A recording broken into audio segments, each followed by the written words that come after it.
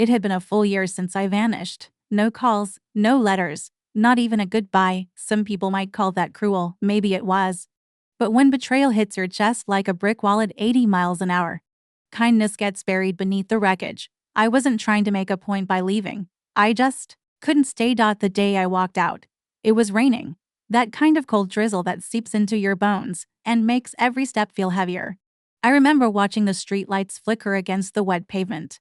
The sound of my own breathing, louder than the traffic. I left my key on the kitchen counter, didn't even pack a bag. I had enough cash for a motel and a full tank of gas. And that was it. Some people might wonder why I didn't scream, didn't confront her, didn't demand answers. But when you see proof, not suspicion, not a bad feeling, not paranoia, proof that the person you love most has erased you with someone else, there's nothing left to say. The silence becomes your only weapon. I told myself I was done, that I would never let her voice echo in my head again. But lies are funny like that. You say them enough times, they start to sound like vows. The first few weeks, I thought I'd lose my mind. I stayed in a crummy roadside motel outside Flagstaff, eating gas station sandwiches and staring at the cracked ceiling. I didn't miss her body. I didn't even miss her laugh. I missed the way she used to make coffee just the way I liked it without asking.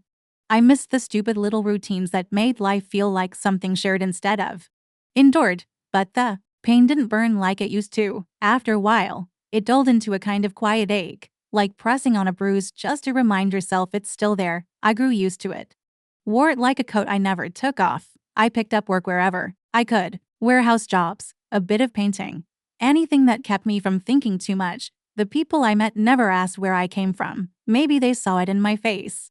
That kind of man who was running from something he wouldn't talk about. A year passed, quietly. And for a while, I convinced myself I had sealed that chapter shut, buried it deep into long days and longer nights. But the thing about ghosts is, they don't need your permission to come back. Asterisk, it was a Tuesday, not special, not tragic, just another tired morning.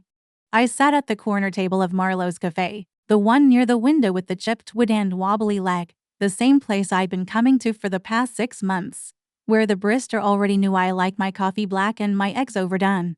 There's comfort in routine, in small talk with strangers who don't ask about your past. I like that nobody here knew my name. Not really, just man with the flannel shirt and the old boots. I had just taken my first sip when the air shifted. I don't know how else to describe it. You ever feel someone's presence before you see them, like the room goes quiet in your bones before your ears catch up? I looked up, and there she was. She stood just inside the door, clutching her bag like it was armor, eyes scanning the room until they landed on me. It wasn't like the movies. No slow music, no dramatic gasp, just silence, a heavy, aching silence that pressed against my chest harder than any memory. Her face looked older, not aged, just tired. Her hair was pulled back like she was trying not to be noticed, but I would have known her anywhere. For a second, I thought she might turn around, pretend she didn't see me. I almost hoped she would, but she didn't. She walked toward me, slow, cautious, like I was a wild animal that might bolt or bite. I didn't move, didn't blink. She stopped at the edge of the table. "Hi," she said. It landed soft, like a feather, too light for all the weight it carried. I waited. She shifted on her feet. "Can we talk?" I wanted to say no. God, I wanted to, but the word caught in my throat.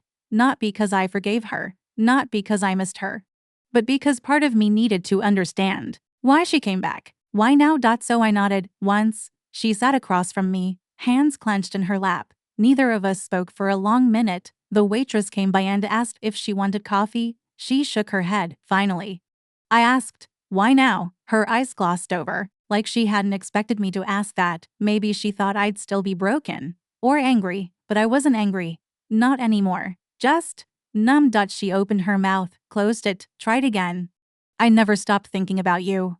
I know that doesn't fix anything, but I just needed to see you." I stared at her, the woman who once promised me forever, who shattered it in one night, and for the life of me, I couldn't find the version of her I used to love in the face across from me. I didn't reply. I just leaned back in my chair and waited. Asterisk, she swallowed hard, like the silence between us was sand in her throat. "I know I hurt you," she said quietly. It wasn't a dramatic confession.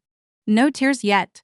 Just that tight, strained voice you get when you're trying not to fall apart in public. I didn't nod, didn't speak. I wanted her to keep going. Not because I needed an apology, but because I wanted to hear her say it out loud, to hear the truth come from her mouth, not from a message that shattered everything.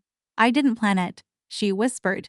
It started small. You were always working, always tired, always somewhere else, even when you were home. I told myself I was lonely. I told myself I deserved something. That last word stung more than I expected. Something, like I was nothing. You wanted to feel noticed, I said, my voice low, steady. She looked up, eyes wide. Maybe she was surprised I spoke. Maybe she hoped I'd yell or cry or tell her I missed her. Instead, I said, I was killing myself for us. You knew that.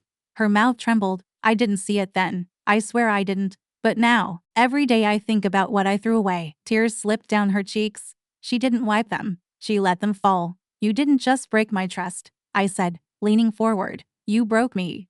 She nodded like she'd been waiting to hear those words. Maybe she had rehearsed this moment. Maybe she had imagined me forgiving her. I'm not here to win you back, she said. I know I don't deserve that. I just needed to see you. To tell you you mattered. That I still carry it. All of it. She reached into her coat and slid a small envelope across the table. Her fingers trembled. I wrote this weeks ago. I didn't know if I'd have the courage to find you. I stared at it, didn't touch it. She stood up slowly. Her voice cracked. Take care of yourself. Okay, I didn't stop her. Didn't ask her to stay. She walked to the door, paused, looked back once. Just once, then left. I stared at the envelope. My hands didn't move. I just sat there, watching the door swing shut. And for the first time in a year, I didn't feel anger, or grief, or regret. I felt light, like something had finally let go of me. Like I had survived.